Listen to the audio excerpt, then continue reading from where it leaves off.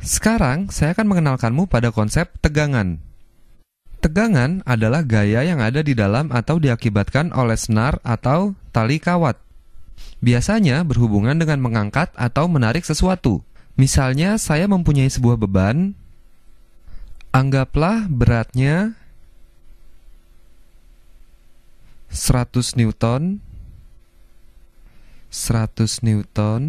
dan beban ini tergantung menggunakan tali kawat yang berada di sini. Anggap kawatnya terpasang pada langit-langit di situ.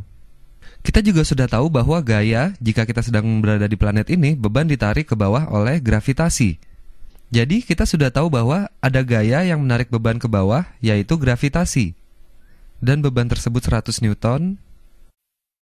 Tetapi kita juga sudah tahu bahwa beban itu tidak mengalami percepatan, melainkan diam di tempat. Benda tersebut juga tidak memiliki kecepatan.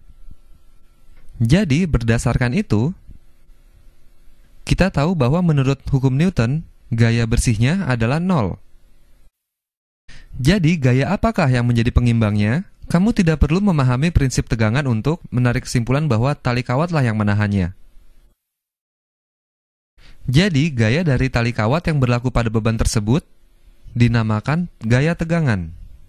Atau pengertian lainnya adalah gaya yang ada di dalam tali kawat tersebut.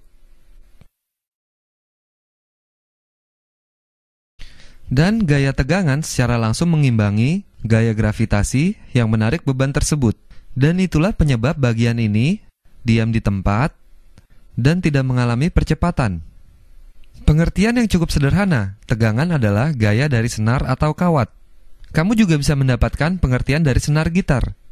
Semakin kamu menarik senar yang sangat tipis, yang nadanya sangat tinggi,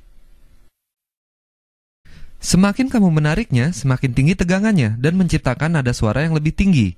Jadi, sebenarnya kamu telah sering berurusan dengan tegangan. Saya pikir ketika seseorang menjual tali kawat atau senar, dia akan memberitahumu seberapa besar tali kawat atau senar tersebut mampu menahan tegangan.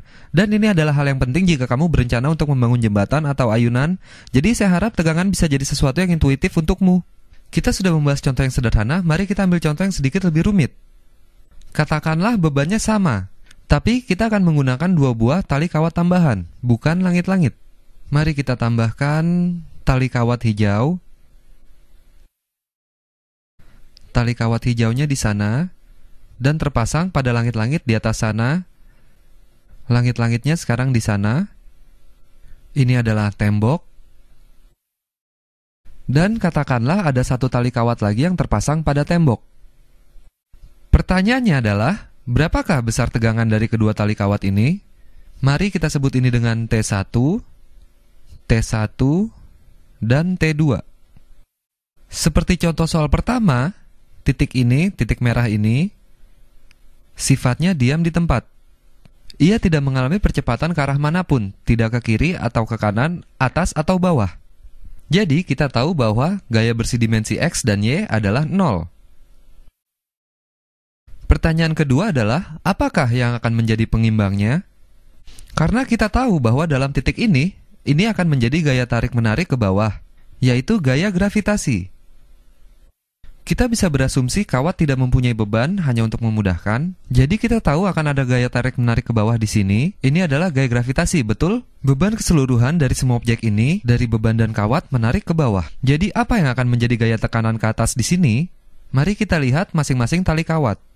Tali kawat kedua, T2, atau saya rasa kita dapat menyebutnya W2, tali kawat kedua hanya menarik ke arah kiri. Tali kawat tersebut tidak memiliki komponen Y, tidak menarik ke atas sama sekali. Jadi ia hanya menarik ke kiri. Jadi semua tarikan ke atas akan dilakukan oleh tali kawat pertama, T1. Hingga kita tahu bahwa komponen Y dari T1, mari kita menyebutnya, anggaplah ini adalah vektor. Saya akan membedakan warnanya. Karena saya tahu ketika saya menggambar diagram seperti ini akan membingungkan.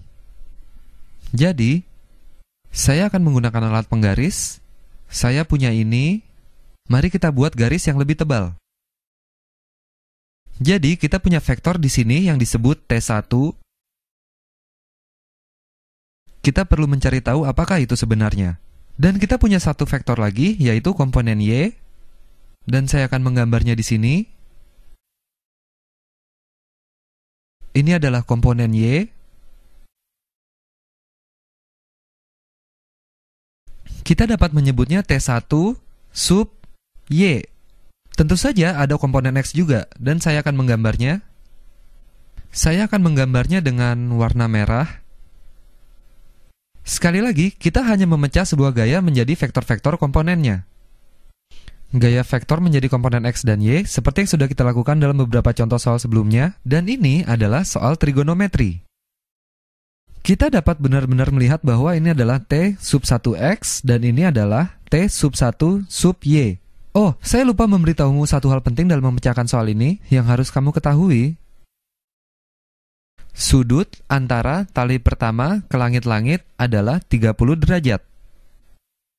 Jadi, jika ini 30 derajat, kita tahu bahwa ini adalah garis paralel dengan ini. Jadi, jika ini 30 derajat, maka yang ini juga 30 derajat. Jadi, sudut di sini adalah 30 derajat juga. Dan itu asalnya dari, seperti yang kamu tahu, kita telah mengetahui tentang garis paralel dan sudut interior yang berubah-ubah. Kita bisa saja melakukannya dengan cara lain. Kita juga bisa bilang bahwa bila sudut ini adalah 30 derajat, sudut ini adalah 60 derajat. Ini adalah sudut yang benar, jadi ini juga 30 derajat. Tapi itu hanyalah geometri. Kita tahu bahwa sudut ini adalah 30 derajat, jadi apakah komponen Y-nya? Komponen Y adalah apa yang melibatkan hipotenusa dan sisi yang berlawanan. Saya akan menulis sin cos tangen di atas sini. Sin cos tangen dengan warna merah darah. Jadi apa yang melibatkan sisi berlawanan dan hipotenusa? Jadi sisi berlawanan per hipotenusa. Kita tahu bahwa sinus, mari kita ubah ke sinus 30 derajat sama dengan T1 sub Y per tegangan tali kawat yang ke arah sini.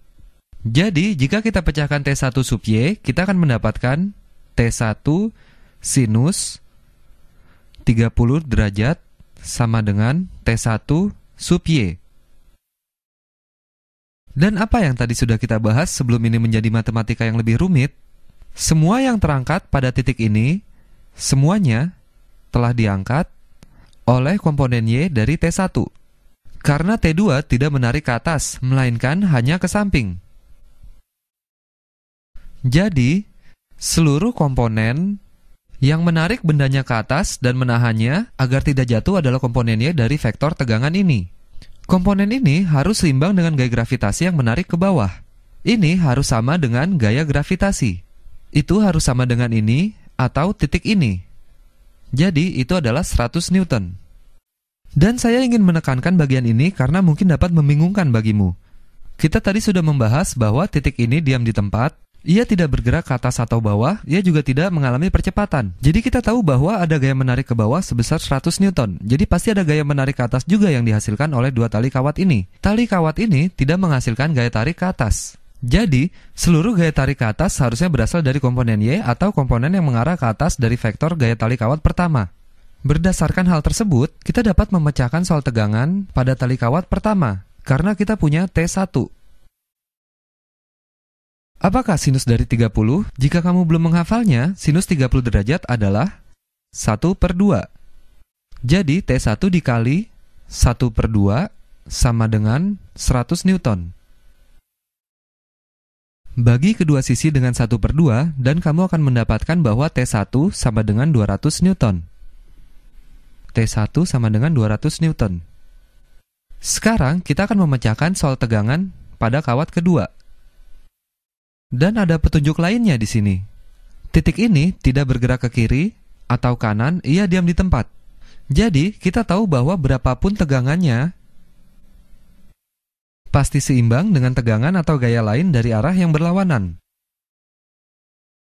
Dan gaya dari arah yang berlawanan adalah komponen X dari tali kawat pertama. Jadi seperti ini. T2 sama dengan komponen X dari tegangan tali kawat pertama. Apakah komponen X-nya? Cara menghitungnya adalah tegangan tali kawat pertama 200 Newton dikali kosinus 30 derajat. Lalu berdekatan dengan hipotenusa, maka itu adalah akar kuadrat 3/2, Jadi, 200 dikali akar kuadrat 3 per 2 sama dengan 100 akar kuadrat 3. Tegangan dari tali kawat ini adalah 100 akar kuadrat 3 yang menyimbangkan ke arah kiri, dan komponen X dari tali kawat ini adalah 100 akar kuadrat 3 Newton ke kanan. Mudah-mudahan saya tidak membingungkanmu. Sampai jumpa.